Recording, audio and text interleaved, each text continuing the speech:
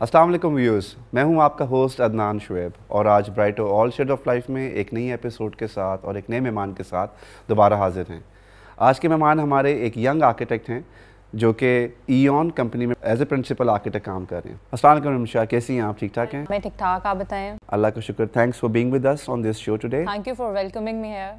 I think you should thank Brighto Paints for that. Yeah, thank you for the Brighto Paints as well. Okay, Rimsha, आज का जो episode हमारा है उसमें हम जानना चाहते हैं कि ये फर्स्ट टाइम हो रहा है कि we have taken a very young female architect who is working in the market. आपने रिसेंटली अभी यूईटी से क्लियर किया अपना and you done your architecture bachelors degree from there. और आपने भी बताया कि आपने you have done an interior design course from some London online classes में किया। So how was the experience? It was great. Because right after graduation I want to learn something different because it was a pure architectural field. Then I have done interior designing from London, so I just want to learn the techniques that would help me to grow my business as well.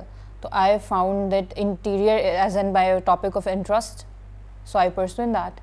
बड़े कम लोग हैं जो परसू करना चाहते हैं कि जी मैंने architecture भी किया है और अब मैं इंटीरियर भी साथ करूं, क्योंकि दोनों की एलिमिनेशन बहुत स्ट्रॉन्ग है। Yeah, definitely. Because आपने आर्किटेक्चर के बाद you have a structure, but interior के अंदर वो एक लाइफ लेकर आता है। That is why I you just woken name of my firm, that is an design, that's mean lifelessness. तो I just want to create something जिसके अंदर कुछ ऐसा एलिमेंट हो जो लोगों के लिए लाइफ टाइम लॉन्गर रन के लिए हो। ऐसे नहीं हो कि आज इंटीरियर कराया और कुछ इस टाइप की टेक्निक्स हो कि वो 2-3 साल बाद ऑब्सोलीट हो जाएं। तो फिर मैं कुछ इस टाइप के कलर्स भी यूज़ करना चाह रही हूँ कि लोग करते हैं ना जो ट्रेंड हो मार्केट में वो कर लो, but I want to use the colours जो लॉन्गर टर्म पैलेट में भी हमारे साथ एक यूज़ हो रहे हों। For example to give the space the lifelessness. Okay, as you said colour palette की बात की तो और जिस तरह आपने बताया कि यू कलर के साथ you play a lot, so what is your favourite colour? Black. Black is your favourite colour. और जब इंटीरियर थेरेपी में जाते हो तो black is a very difficult colour to handle in interior, so and you been using it, तो कैसे manage करती हो? What is the percentage of that black you use in your interiors? इसमें ये होता है कि आप थोड़ा सा भी अगर एक फीचर वॉल को भी ब्लैक कर दो ना, ब्लैक कलर में ही itself it's a very strong colour, जैसे आपने बताया बहुत हाईलाइटिंग एलिमेंट हो जाता है। अगर आपने उसको कहीं ज़्यादा यूज़ करना है it's very hard to handle. अभी recently I have done in office जिसके अंदर मैंने complete the floor black use किया है, black tile at the back, और जो उसके ऊपर फर्नीचर यूज़ किया है वो भी इस तरह से है क्योंकि बिकॉज टाइल से I made the customise table, वो इस तरह लग रहा था जैसे फ्लोर में से table, but the experiment went well. लेकिन उसके साथ फिर मुझे एक बिल्कुल न्यूट्रल कलर यूज़ करना होता है just to balance it out. So what do you think that how important is colours in an interior? I think so colour ना हो तो फिर इंटीरियर में जानी कैसे होगी? सिंपल वाइट से भी यू कैन नॉट। अगर आपके पास एक पूरा वाइट कमरा है, आप उसमें एक दीवार में भी अगर कलर डाल देते हैं ना तो वो जो लाइफ क्रिएट होती है ना, बिकॉज आपने घर के अंदर या किसी भी स्पेस के अंदर लाइफ क्रिएट करना होता है, आपकी क्वालिटी ऑफ वर्किंग को भी वो बढ़ा देता है। अगर for example if I am designing an office और वो सिंपल उसका इंटीरियर हुआ है, उसमें अगर आप एक आधा कलर डाल दें, थोड़े से कोई लाइफ ग्रीनरी ऐड कर दें, कोई लाइट को इस तरीके से इंड्यूस करा दें कि नेचुरल एनवायरनमेंट और आपका अंदर वाला कोई जेल इन हो जाए, तो वो उसकी क्वालिटी ऑफ स्पेस इंप्रूव हो जाती है और जो कि अल्टीमेटली आपके जिस हिसाब से आप काम कर रहे होते हैं वो वर्किंग एफिशिएंसी आपकी इंप्रूव हो जाती है। I think that is pretty true कि अगर आपकी एनवायरनमेंट अच्छी हो तो एफिशिएंसी काम की बेहतर होती है।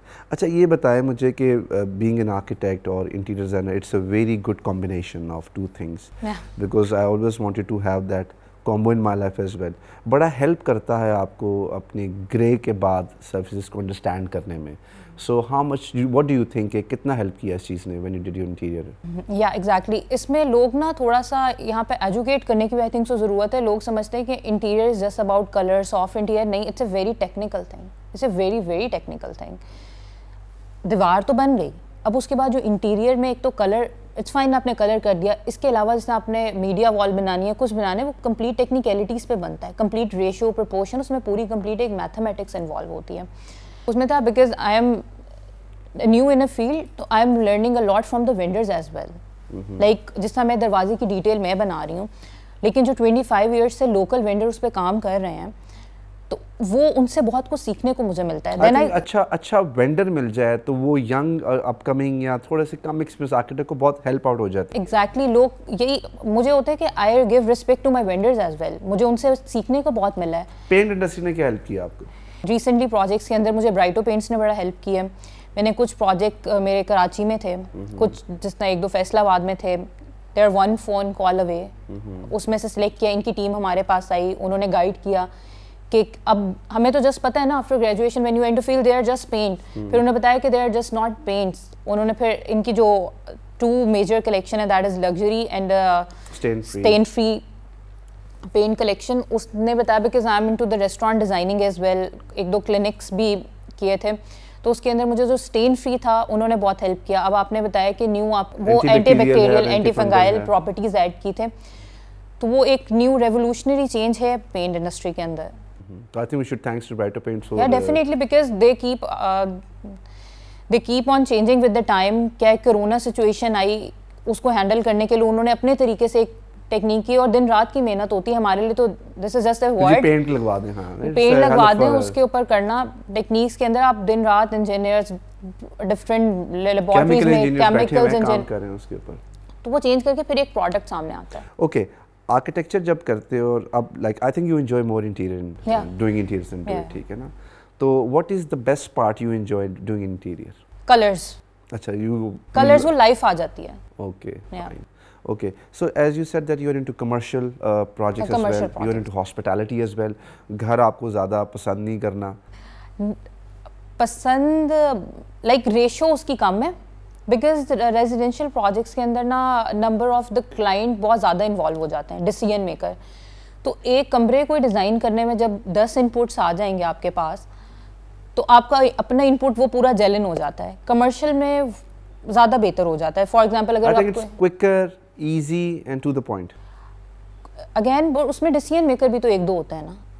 घर में बेगम भी है, बच्चे भी ने, मियां साहब भी, क्योंकि किसी की चॉइस और है, घर में किसी की और है, तो वो एक पॉइंट पे ही नहीं आता है, और कुछ गलत हो जाए तो वो इन द एंड आर्किटेक्ट पे आता है। Rimsha, beside the your professional life, एक घर की भी जिंदगी होती है। Definitely. कैसे मैनेज करती हो? जब से स्टार्ट किया, पहले तो स्टडीज में भी आप जब आर्किटेक्चर अडॉप्ट करते हैं, उसके बाद आई डोंट थिंक सो कोई भी टाइम रहता है, आप दिन रात काम कर रहे होते हैं। मुझे याद ही नहीं कि पिछले 5 साल में मैंने जूरीज और इसके अलावा कोई प्रेशर लिया हो घर में। तो घर की सपोर्ट बहुत ज़रूरी है। अगर आपने एज एन आर्किटेक्ट को प्रोफेशन आगे अडॉप्ट करना है ना, तो अगर आपको घर से सपोर्ट नहीं, यू कैन नॉट, आप डिग्री भी नहीं पूरी कर सकते हो, बिकॉज आपको फुल टाइम इसमें एफर्ट देनी होती है। तो कौन घर में सपोर्ट ज़्यादा करता है, योर फादर, योर मदर और योर सिबलिंग्स? सिबलिंग तो अभी छोटे हैं मेरे, मैं खुद सबसे बड़ी हूँ, तो वो देखते ज़रूर हैं कि वो बहन पूरा काम करे तो हमने भी कुछ ना कुछ करना है, लेकिन डेफिनेटली मदर एंड फादर। अब इसमें मैं ये नहीं कह सकती कि अम्मी कर रही हैं अबू, इसमें दोनों साइड से इक्वल होता है, बिकॉज मैं अबू और अम्मी दोनों को था कि पढ़ने का, उनको पढ़ाने का भी शौक है। Both belong from the teaching background. My dad is a principal at government college and my mother is a practice, उनकी एक अकेडमी भी रन कर रही हैं, और प्लस पहले she was lecturer in government college. तो उन्होंने एक स्टार्ट से ही स्टडी का सिस्टम घर में बनाया हुआ था, तो घर से ही है कि पढ़ना है और करना है, पढ़ना है और करना है।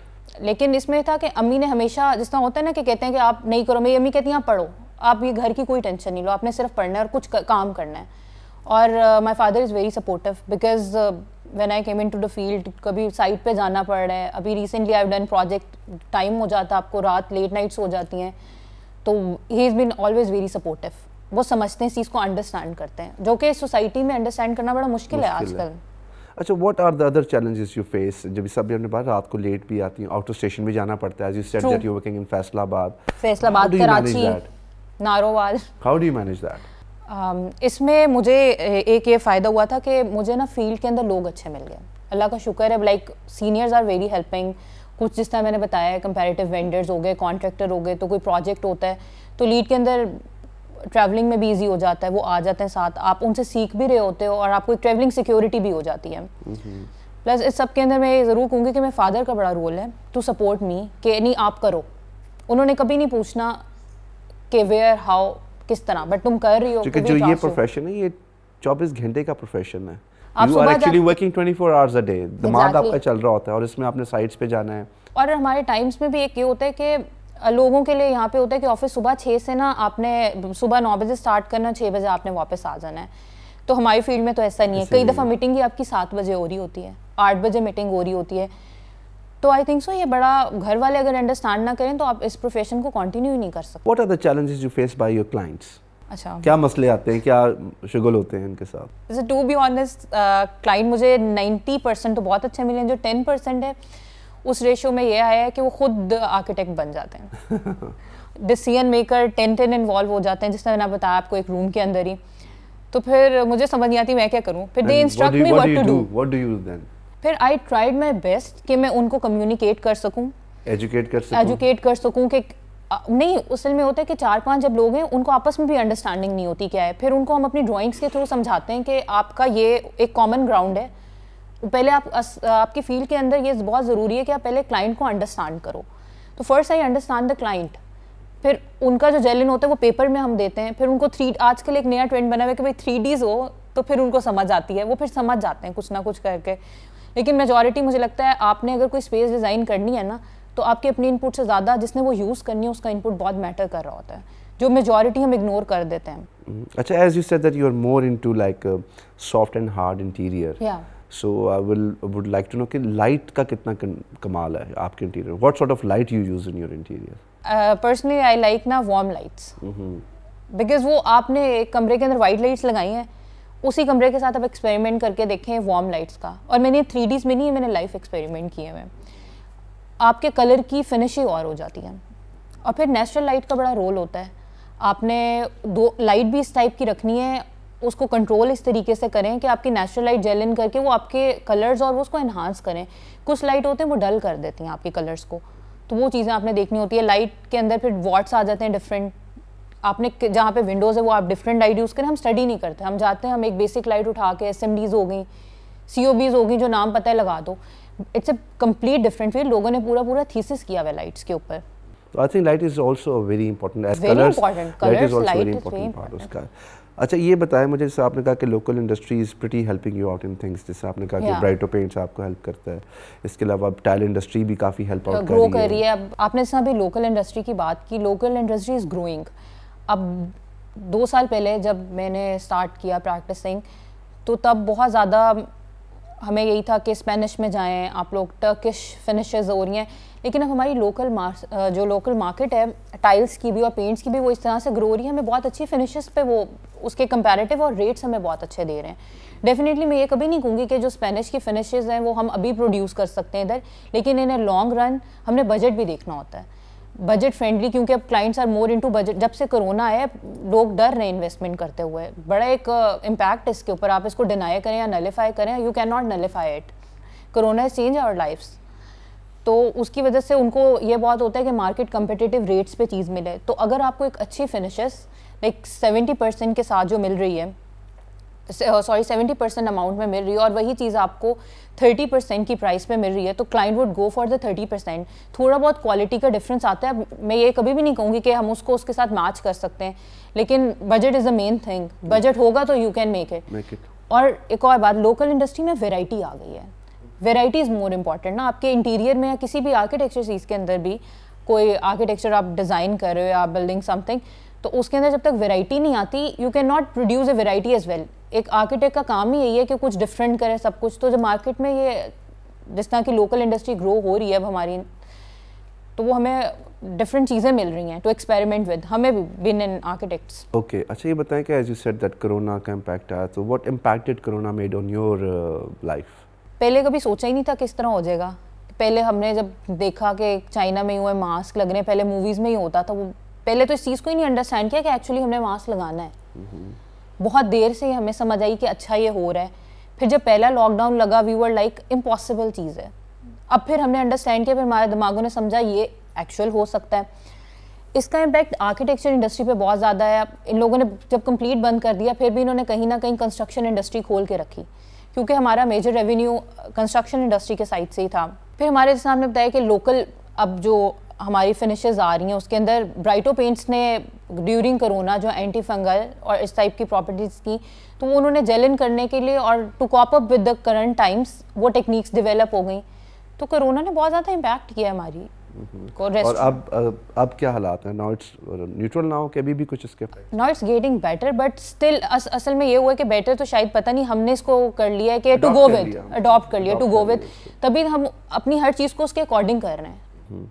अच्छा, सीरियस बातें हमने काफ़ी कर ली। Coming back to your personal life again, खाना वाना, मौसीकी का शौक, मूवीज, को travelling, what you have to say about it? अच्छा, खाने का बहुत ज़्यादा शौक है। ओके। बहुत ज़्यादा, सुबह दोपहर शाम बाहर का खाना। And what's your favourite cuisine? अच्छा, to be honest I like the pan Asian. यहाँ पे अगर मैं कहूँ कि मुझे जापानीज़ पसंद है तो आपको प्योर जापानीज़ नहीं मिलता, और ना हमारे टेस्ट बर्ड हैं कि हम उसको उस तरीके से अडॉप्ट करें, because definitely we are Asian taste develop. तो I love the pan Asian cuisine. अच्छा, ट्रैवलिंग का शौक? ट्रैवलिंग का भी शौक है। और मूवीज, म्यूजिक? अच्छा नहीं, मूवीज़ का मुझे उस तरह से नहीं, music I can like listen 24 hour music. And what is that type? I like classical, I like modern music. EDM भी बीच में था, but again EDM is more into electronic dance, तो मुझे थोड़ा relaxing music पसंद है, तो back to classical. Okay. अच्छा Rimsha, like when I was your age और जब हम लोग काम करते थे तो we were not that much renowned in the market, इतना नाम नहीं था हमारा, कुछ काम भी नहीं था, तो बड़ा मुश्किल होता था प्रोजेक्ट लेना, और हमने तो फ्रीलांस भी प्रोजेक्ट किए हुए हैं जब एट आवर टाइम। सो अब काफ़ी वक्त चेंज हो गया है, सोशल मीडिया है, फेसबुक है, इंस्टाग्राम है, लोग काम देख रहे होते हैं और सर्च करते हैं। तो being you as a upcoming architect, fresh graduate from market, project कैसे मिलता है? भागना पड़ता है प्रोजेक्ट लेने के लिए, क्या कैसे करते हो मैनेज? डेफिनेटली इसमें एक तो मेहनत तो होती है, लेकिन major part I will say कि 90% इज़ योर लक, और इसमें 90% is your hard work as well. But आपकी कम्युनिकेशन स्किल, क्लाइंट को कम्युनिकेट कैसे कर रहे हैं और उनको कम्प्रीहेंड कैसे कर रहे हैं, ये काम आता कैसे है? उसमें ये होता है कि एक तो again if you are social तो फिर you will get the project. Word of mouth है, सोशल है, कॉन्टैक्ट्स हैं। कभी ऐसा भी सीनियर से कितनी हेल्प की? मुझे सीनियर्स ने बहुत ज़्यादा हेल्प की है, हर तरह से, हर पॉइंट पे हेल्प की है। सीनियर से प्रोजेक्ट्स भी दिए? सीनियर्स ने प्रोजेक्ट्स नहीं दिए, लेकिन हेल्प बहुत ज़्यादा की। अगर कोई मेरे पास प्रोजेक्ट आया और मैं कहीं फ्री ऑफ कॉस्ट लाइक डिस्पेंड के आपने जितना मर्जी टाइम लेना है, अगर किसी की हॉस्पिटैलिटी में एक्सपीरियंस है तो पूरा किचन समझाने के कैसे बनना है, तो without senior I think so I can not grow.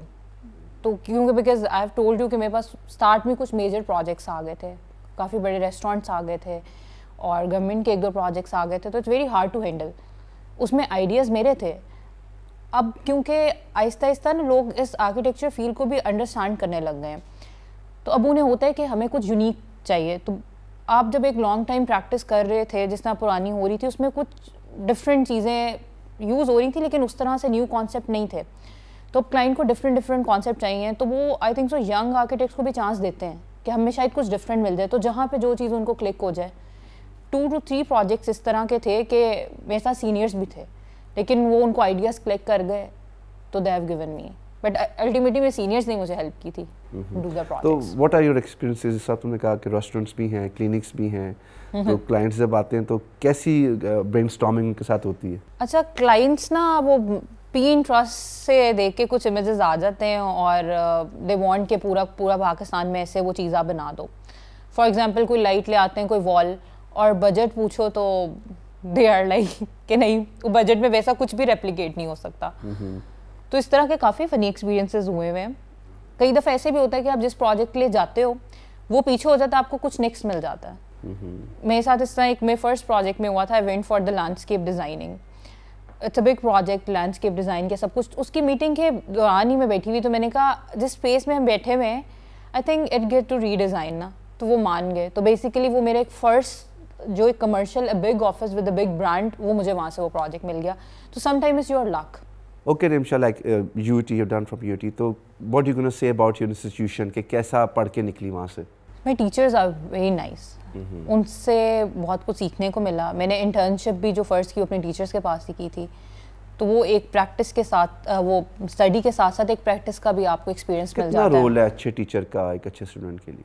I think so teacher से आप बहुत चीज़ें, आपको उस टाइम पे तो नहीं पता होता आप क्या सीख रहे हो, लेकिन लेटर ऑन आपको रियलाइज़ होता है कि टीचर ने आपको किस तरह से मोल्ड किया। ओके रिमशा, मुझे ये बताओ कि पीपल लाइक यू और यंग आर्किटेक्ट्स लाइक यू, उनके लिए क्या मैसेज देना चाहोगी? खान साहब वाला मैसेज देना कि घबराना नहीं है, ठीक है ना? नहीं, उनके लिए यही मैसेज है, घबराना नहीं है आप लोगों ने। मुझे एक इंसान अगर जब कुछ इरादा कर लेना, तो ऐसा है ही नहीं कि वो नहीं हो सकता कुछ। आपको ये लगता है नहीं हो सकता, एट द टाइम मुझे भी यही होता है। अब एक प्रोजेक्ट खत्म है, अगला कैसे आएगा? आई थिंक सो लेटर ऑन भी ये क्वेश्चन रहता है कि ये खत्म है, अगला कैसे आएगा, लेकिन आ जाता है। और वो फ्लो में आते आते टाइम ज़रूर लगता है। स्टार्ट में मे बी टाइम से आए, मुझे होता है कि जितना आए तो क्वालिटी वाला है, आपका नाम आए। प्रोजेक्ट तो बहुत सारे आते हैं, बेहतर आप थोड़ा करो और नीट प्रैक्टिस करो ये, और बाकी घबराना नहीं। Okay, Rimsha, like as you previously said that national industry is really helping you out in your work. तो क्या कहेंगे इसके बारे में, इस इंडस्ट्री के बारे में? आपने जैसा अभी सवाल किया नेशनलिज्म के ऊपर, मुझे बिन इन पाकिस्तानी, अगर मैं जब व्हेन आई एम वर्किंग तो मुझे पाकिस्तानी सा पेंट इंडस्ट्री होगी, टाइल्स होगी, इन लोगों ने बहुत हेल्प किया। और even today I am talking to a platform of the Brighto Paints which is a national even international brand Brightos now. तो I'm very thankful to the Brighto Paints. And secondly इन लोगों ने help भी बहुत किया। आपके जैसे आप टाइल भी, मैंने आपको स्टार्ट में भी हमारी डिस्कशन हुई थी इंटरव्यू के अंदर कि अब टाइल इंडस्ट्री भी बहुत ग्रो हो रही है, फर्नीचर हम करें। एंड अगेन हमारी जो इकॉनमी है, सब कुछ वो हमारी गवर्नमेंट के ऊपर नहीं है, वो हमारे अपने ऊपर भी है। जब हम ही अपनी चीज़ों को पसंद नहीं करेंगे या यूज़ नहीं करेंगे तो कोई कैसे करेगा। हमारा टैगलाइन ये नहीं होनी चाहिए कि हमने चीज़ बाहर से इंपोर्ट करा के यहाँ पे यूज़ की है। हमें इसका मेजर लॉन्ग टर्म ये सोचना चाहिए किसी ने पाकिस्तान से इंपोर्ट करा के यूज़ की है। आखिर हमारी जो फैब्रिक इंडस्ट्री है वो पूरी वर्ल्ड में जा रही है, हमारी डेनिम, उसके ऊपर डिवाइस का टैग लगता है, तो क्यों नहीं हमारे पेंट का टैग पूरा इंटरनेशनली लग सकता, क्यों नहीं हमारी टाइल को लग सकता टैग इंटरनेशनली, वो जाएँ। और टाइम ज़रूर लगेगा, लेकिन अगर आप एक लॉन्ग विजन के साथ काम करें तो ये हो सकता है। बस अगेन वही बात है कि आपको अपने ऊपर यकीन होना चाहिए, ऐसा कोई काम नहीं है जो नहीं हो सकता।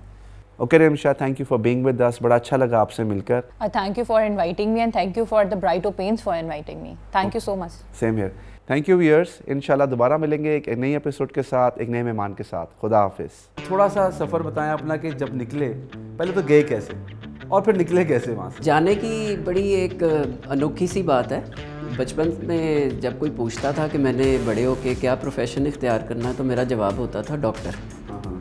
लेकिन by the time matric clear किया और एफएससी में आया तो उसमें यकदम पलटा खाया और एक ही प्रोफेशन सामने था और वो था आर्किटेक्चर। फैसल ये बताएं कि मतलब मुझे पता है कि आर्किटेक्चर प्रैक्टिस में कितनी 24 घंटे काम होता है, तो did your family suffer from it और कि कैसे मैनेज किया उसको? मैंने ऑफिस की हद तक रखा, मैं घर नहीं लेकर गया, लेकिन बाज़ दफ़ा ऑफिस में ही बहुत लेट भी हो जाते थे और एट टाइम्स ऐसे भी हुआ कि जब घर पहुंचा तो बच्चे सो चुके हैं, तो मुलाकात नहीं हुई। भाभी ने कुछ सुनाई हो कि ये क्या बकवास है, ये क्या हो रहा है, कोई तरीक़ाकार है? बेतहाशा।